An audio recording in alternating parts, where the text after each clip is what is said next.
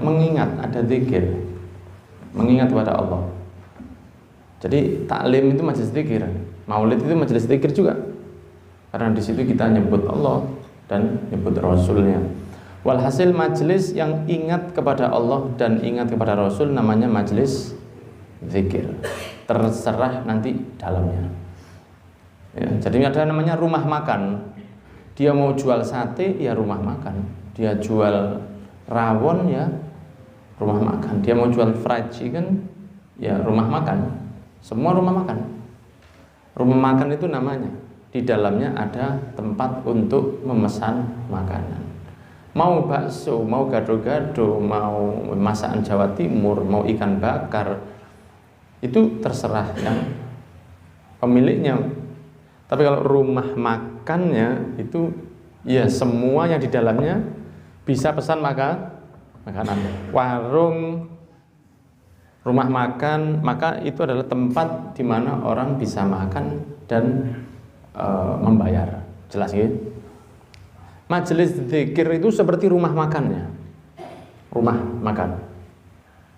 Nah, nanti di dalamnya mau maulid, mau tahlil, mau khol, mau istighotsah, mau bahthul masail, mau mondok, mau taklim di pondok, itu semuanya adalah majelis zikir. Majelis di mana di situ orang ingat kepada Allah Subhanahu wa taala. Ingat kepada Kanjeng. Cuman lebih baik kalau di dalam majelis zikir itu selain ingat kepada Allah juga ada taklimnya. Walaupun tidak selalu. Banyak majelis itu cuman baca burdah saja. Dan itu majelis luar biasa. Atau majelis itu cuman baca maulid setelah itu selesai. Tapi juga banyak majelis setelah maulid, setelah zikir, setelah katakanlah baca waqiah atau baca sholawat dalail atau membaca khatmul Quran, setelah itu taklim. Jadi sempurna. Itu karena diantaranya satu kejadian. Waktu Nabi Muhammad SAW masuk ke dalam masjid, kemudian Kanjeng Nabi itu melihat ada dua kelompok halakoh ya. Satu, dua. Nah, halakoh yang sana wiridan, istighfar, tasbih, sholawat, astagfirullahaladzim, baca-baca, wiridan. Yang satu taklim. Yang satu itu taklim, belajar, ngaji halal haram, belajar. Rasul mengatakan dua-dua ini baik. Dua-dua ini baik. Cuman ya saya ini bu'ithtu mu'allimah. Saya ini diutus sebagai pengajar, kata Rasul. Maka saya lebih milih duduk dengan orang-orang yang juga membahas tentang ilmu. Maka Rasulullah duduk dengan orang yang bahas taklim. Itu tapi bukan berarti orang majelis zikir tidak perlu didatangi, tidak. Banyak, apalagi kalau jenengan rawuh di rutinannya habaib biasanya. Kalau habaib yang lama ya, habaib yang para salaf, para solehin, malah biasanya tidak pakai ceramah. Kadang-kadang burdah di mana? Ketapang kecilnya itu tidak pakai ceramah, padahal itu diantaranya dulu dilaksanakan oleh salah satu wali besar, Habib Muhammad bin Husain al-Idrus. Ya, Habib Muhammad bin Husain al-Idrus. Cuma baca burdah saja. Atau rohanya Habib Bakar Gresik, Habib Bakar bin Muhammad As-Segaf Gresik. Itu kan seorang waliullah yang luar biasa makomnya di sisi Allah. Jadi kalau datang sampai pulang tidak perlu bahasa Indonesia belas. Ini ngaji walaupun dungo tok jarene. Ada satu jamaah bilang, kok memang kok dungo tok sih? Ini bukan dungo ya. Ya baca aja. Ya. Mereka itu tahu. Tanpa diterangkan pun hadirin itu akan dapat. Ya, seperti itu. Nah, sekarang kita bahas keutamaan majelis zikir. Tidaklah duduk satu kaum, Rasulullah bersabda, ini riwayat Muslim ya. Tidaklah satu kaum duduk, ya semoga ini termasuk majelis ini yang termasuk dalam ini ya. Tidaklah satu kaum duduk ingat kepada Allah kecuali akan dilingkupi, didatangi, dihadiri juga oleh malaikat, dan mereka akan diliputi rahmat dan akan disebut oleh Allah kepada mereka yang ada di sisi Allah Subhanahu wa taala, kepada para solihin, kepada para anbiya, roh-rohnya anbiya, kepada para malaikatnya Allah. Ini loh. orang-orang ini kumpul di Zawiyah Nurul Iman. Itu juga disebut oleh Allah. Hadis Muslim. Wa dzakarahum, dan mereka akan disebut Allahu Ta'ala oleh Allah fiman indahu, kepada yang di sekitar Allah, para malaikat khususnya. Ini loh, orang-orang di Zawiyah Nurul Iman ini, mereka ini kumpul untuk nyebut saya. Nah, begitu. Jelas ya? Ini Muslim, ini Sahih Muslim. Rasulullah juga bersabda di dalam riwayat Imam Ahmad, tidaklah satu kaum kumpul untuk ingat kepada Allah. Kan kita tidak kumpul untuk mancing atau ghibah, kan enggak.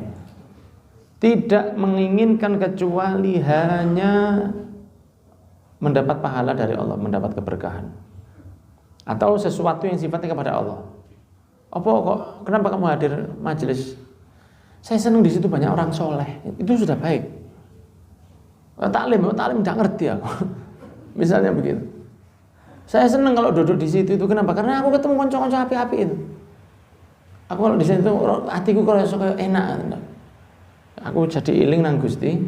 Itu sudah termasuk. Tidaklah satu orang kumpul untuk majelis baik semoga seperti ini, kecuali akan dipanggil oleh malaikat. Qumu maghfurun lakum qad buddilat lakum sayyi'atikum hasanat. Berdirilah kalian wahai hadirin. Ya, berdirilah kalian waktu pulang itu ya. Berdirilah kalian. Monggo, bubarlah. Maghfurun lakum. Kamu semua sudah diampuni oleh Allah. Allahumma ja'alna minhum. Amin ya rabbal. Masih ditambah, qad buddilat lakum sayyi'atikum hasanat. Dosamu sudah dirubah jadi pahala sama Allah. Jadi kalau dosa kita kemarin sebelum datang tadi 1000, pahala kita 1000, pulang dari sini dosanya 0, pahalanya 2000. Itu begitu. Ini riwayat Imam Ahmad ini. Bukan saya yang ngomong. Rasulullah juga mengatakan, maka ada qaumun maka ada lam yadhkurullaha subhanahu wa ta'ala wa lam yusallu ala nabi sallallahu alaihi wasallam illa kana alaihim hasratan yaumal qiyamah. Ya.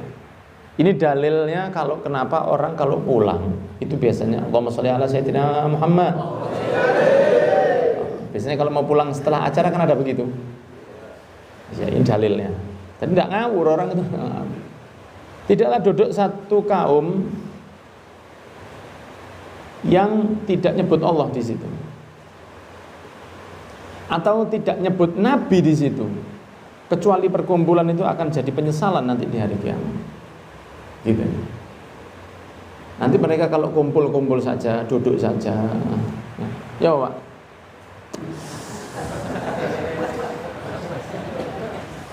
Mercing-mercing ini, mercing.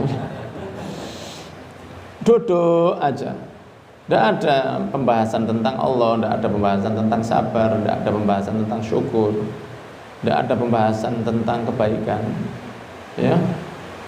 Kecuali akan jadi penyesalan nanti di hari kiamat. Nah, makanya orang kalau habis duduk walaupun tidak di acara pengajian, itu sebaiknya kalau pulang dikasih sholat. Jadi mau pulang ini, ayo, masalah Muhammad, masalah. Daripada nyesel nanti, perkumpulan itu tidak akan nyesal nanti. Jelas ya. Nabi Daud alaihi salam mengatakan, Nabi Daud ini semua nabi ganteng ya, tapi Nabi Daud ini punya keistimewaan, matanya warna biru. Nabi Daud ini matanya warna biru, bukan softland asli.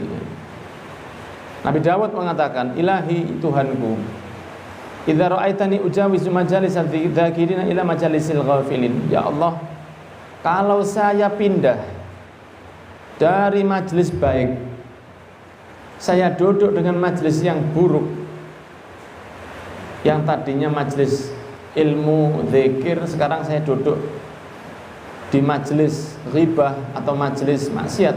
Tolong faksir rijlai dunahu. Potong hancurkan kaki saya sebelum saya sampai ke mereka. Begitu dong. Hancurkan kaki saya sebelum saya sampai ke mereka. Kalau saya pindah dari majelis baik menuju majelis yang buruk, jangan sampai kok jangan sampai kau izinkan saya sampai di sana. Padahal Nabi Daud tidak mungkin begitu. Tapi beliau takut, namanya orang itu bisa berubah. Okay? Kalau saya yang biasa seneng majelis khair, terus saya pindah ke majelis syar, riba, atau majelis maksiat, tolong hancurkan kaki saya ya Allah sebelum saya sampai ke sana. Saking takutnya beliau. Kemudian Rasulullah mengatakan, majelis yang soleh itu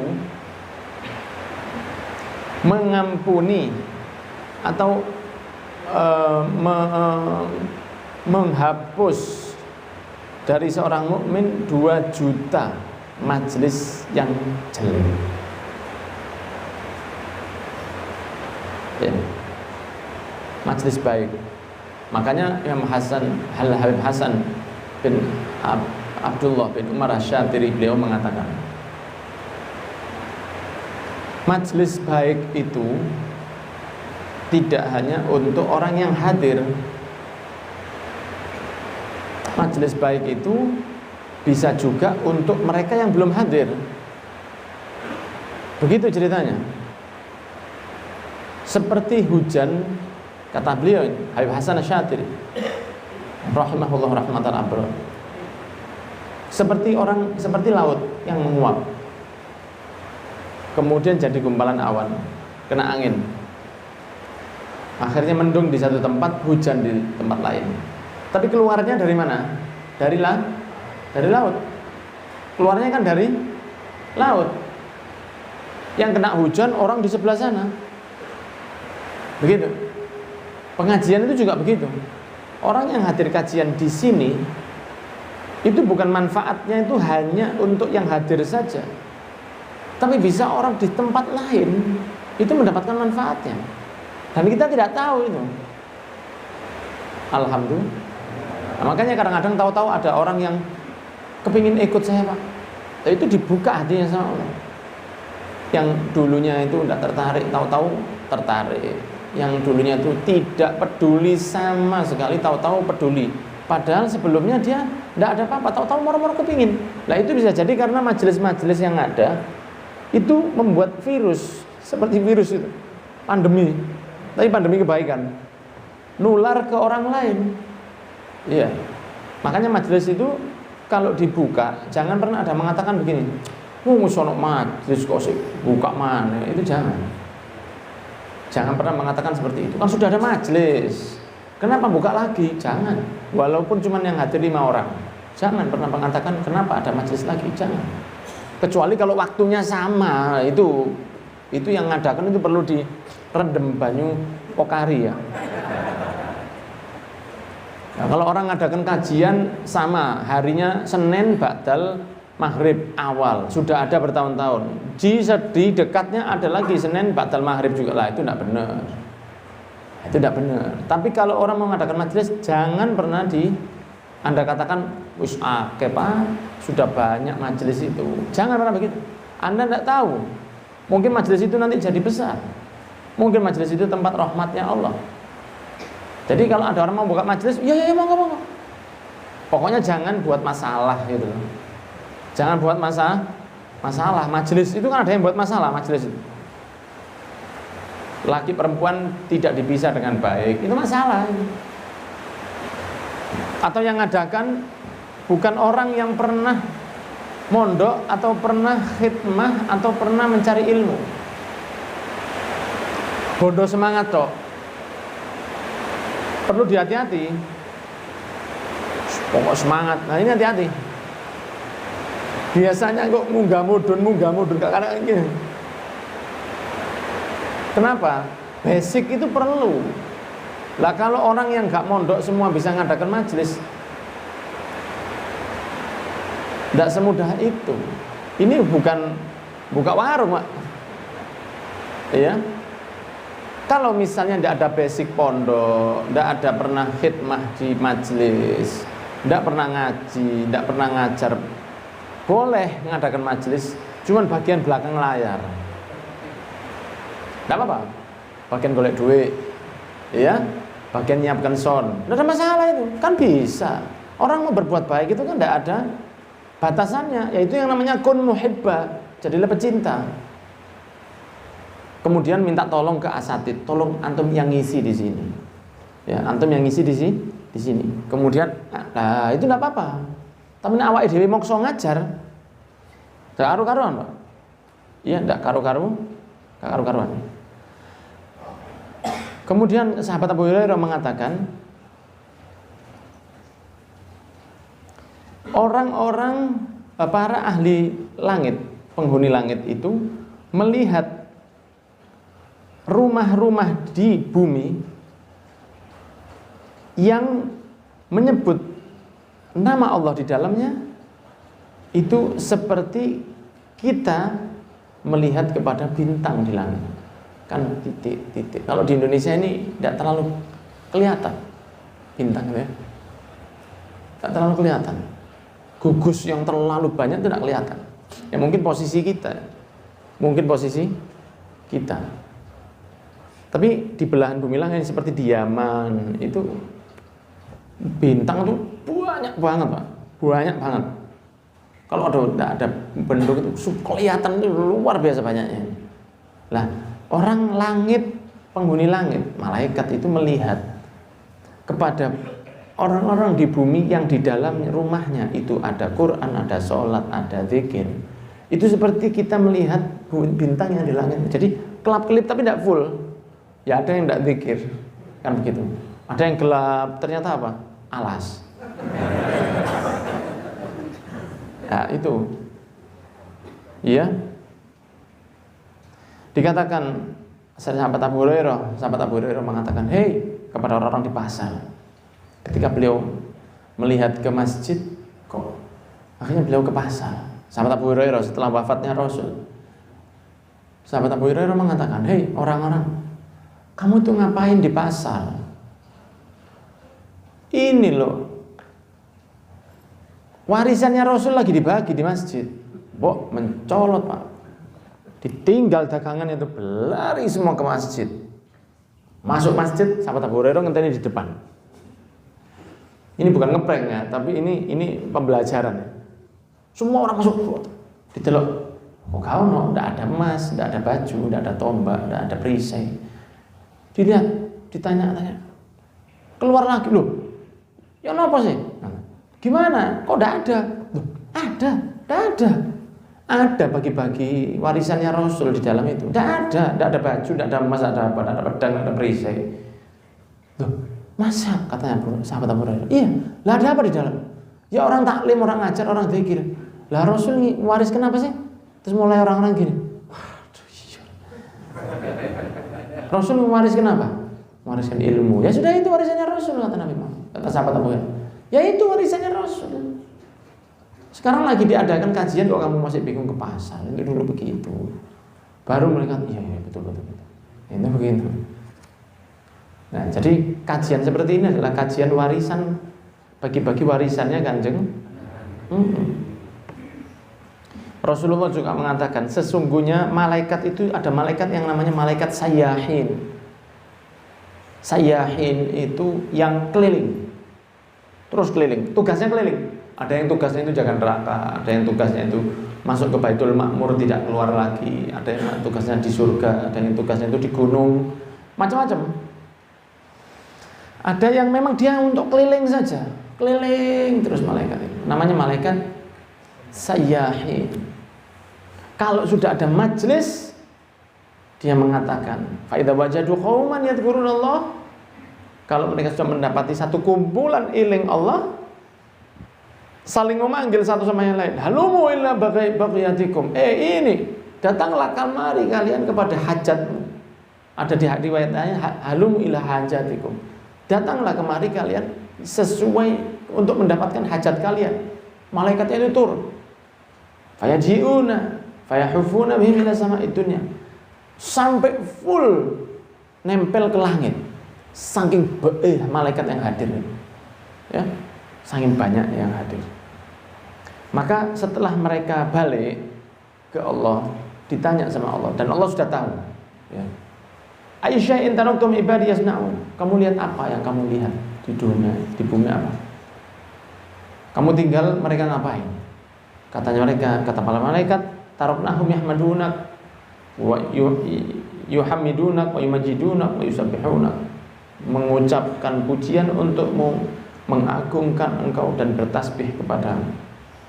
Maka Allah tanya lagi, loh mereka itu begitu sama saya, apa mereka lihat sama saya? Orang-orang di bumi itu yang hadir majelis taklim, ya. Apa mereka datang, mereka tuh begitu tahu sama saya, marah melihat saya? Kata para malaikat, tidak pernah ya Allah. Maka Allah mengatakan, kaifa law ra'au, gimana kira-kira kalau orang-orang itu hadir di majelis taklim itu, melihat saya, kira-kira mereka gimana? Maka malaikat mengatakan, law ra'auka lakanu asyadda tasbihan wa tahmidan wa tamjidan. Ya Allah, kalau mereka pernah melihatmu, mereka akan lebih keras lagi dalam membaca subhanallah walhamdulillah wa tamjid, zikir-zikir itu akan lebih lagi ya Allah. Mereka itu tidak lihat aja sudah gini, tidak lihat aja sudah zikirnya keras, apalagi kalau melihat engkau ya Allah. Terus Allah tanya, kemudian mereka minta apa? Ya, mereka itu minta dijauhkan dari apa? Kan mereka itu ada kebutuhan. Kata malaikat, diminta jauh dari neraka. Minta jauh dari neraka. Maka Allah tanya, apa mereka pernah melihat neraka? Malaikat menjawab, tidak pernah ya. Allah tanya balik, lah kalau mereka pernah lihat neraka, kira-kira gimana? Kalau mereka melihatnya ya Allah, lakanu asyadda haraban minha wa asyadda nufura. Seandainya mereka tahu neraka itu gimana ya Allah, mereka akan minta jauh dari neraka lebih dari yang mereka minta saat ini, dan mereka akan berlari kabur lebih berat dari yang mereka lakukan saat ini. Coro ibadahnya bakal lebih nemen lagi kalau mereka melihat neraka. Terus Allah tanya, lah kalau gitu mereka ada permintaan mereka itu apa? Orang-orang yang hadir pengajian ini, mereka minta surga ya Allah, kepingin surga mereka. Allah mengatakan, hal ra'auha, mereka pernah lihat surga? Dijawab, lah. Allah tanya balik, fakaifa law ra'auha, gimana kalau mereka itu pernah melihat surga?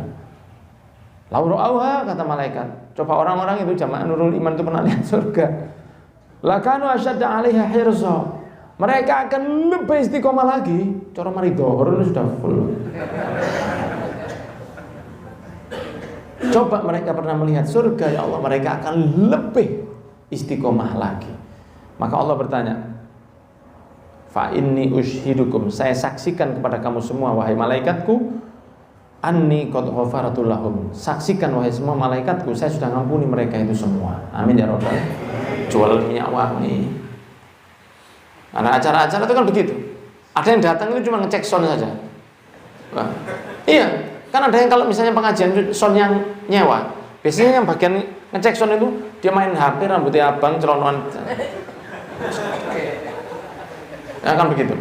Jenengan enggak apa-apa kalau adakan ajian itu jenengan kasih tahu, Mas, pakai sarung ya. Jenengan kasih tahu.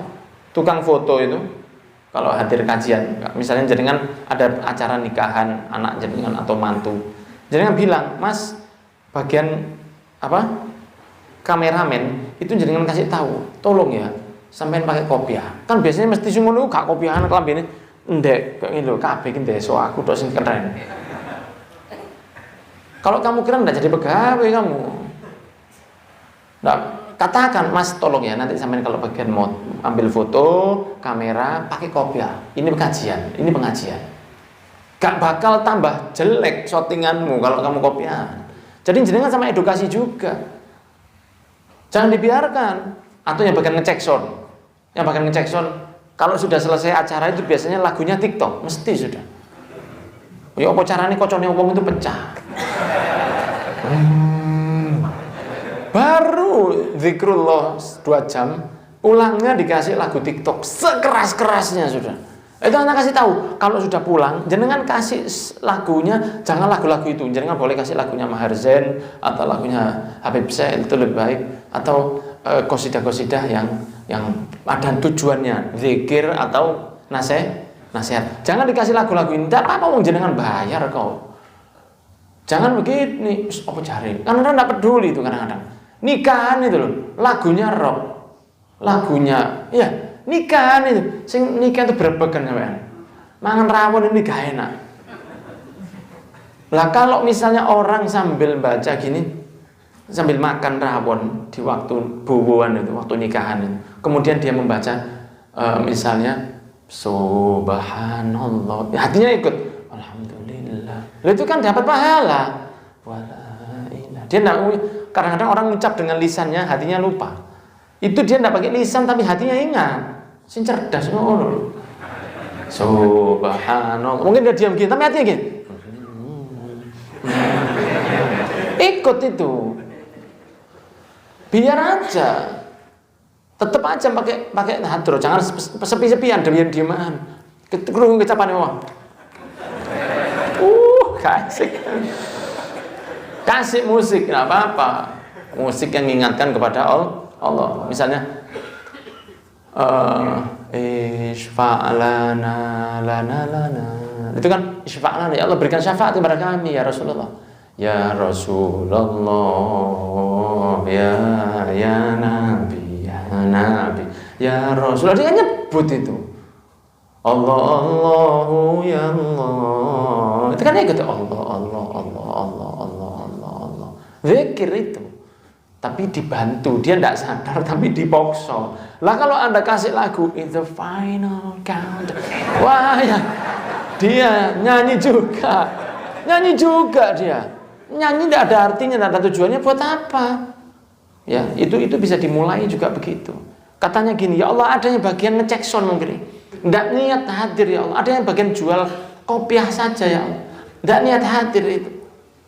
Apa kata Allah? Humul qaum la yashqa bihim jalisuhum. Itu kumpulan yang tidak akan pernah rugi orang yang datang atau merusak yang di dalamnya. Jadi mereka yang cuma jualan aja itu, kata Allah, tetap oleh pahala walaupun tidak sebesar yang hadir untuk lillahi. Ya, jadi ya tidak mungkin lah kalau misalnya yang hadir karena lillahi ta'ala kemudian dia sama dengan yang ngecek sound atau yang jualan. Pasti yang hadir ingat kepingin golek keberkahan, ganjarannya lebih besar. Tapi orang yang hadir karena jualan pun tetap diampuni oleh Allah Subhanahu wa ta'ala. Wallahu a'lam bishawab.